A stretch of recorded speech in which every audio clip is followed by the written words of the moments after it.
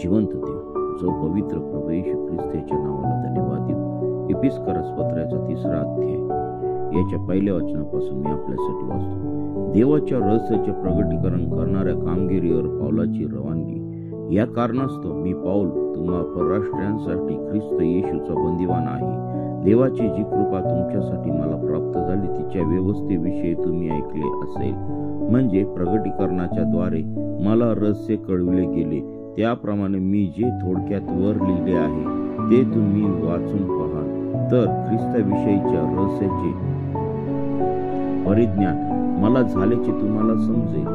ते रहस्य जसे आता आत्म्याच्या द्वारे त्याच्या पवित्र प्रेषितांना व संदेष्टांना प्रगट करून दाखविलेले आहे, तसे ते इतर पिढ्यांच्या मनुष्य संतानास कळवण्यात आले नव्हते।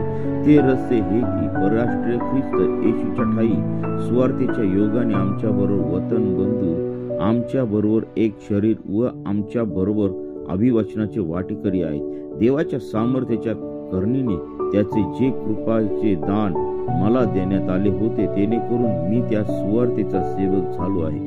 मी जो सर्व पवित्र जनातील लहानाहून लहान, त्या माझ्यावर ही कृपा अशी झाली की मी ख्रिस्ताच्या अगाध समृद्धीची सुवार्ता परराष्ट्रीयांनी सांगावी, आणि ज्याने सर्व काही निर्माण केले त्या देवाच्या ठायी युगादी कालापासून गुप्त राहिलेल्या रहस्याची व्यवस्था काय हे सर्वांना प्रकाशित करून दाखवावे, यासाठी की जो युगादी कालाचा संकल्प त्याने आपल्या प्रभू ख्रिस्त येशूमध्ये स्थितीस नेला आहे, त्याप्रमाणे देवाचे नानाविध ज्ञान स्वर्गातील अधिपती व अधिकारी यांना मंडळीच्या द्वारे आता कळावे। त्या प्रभूच्या ठायी आपल्याला त्याच्यावरील विश्वासाने धैर्य व भरोसापूर्वक प्रवेशही मिळाले आहे।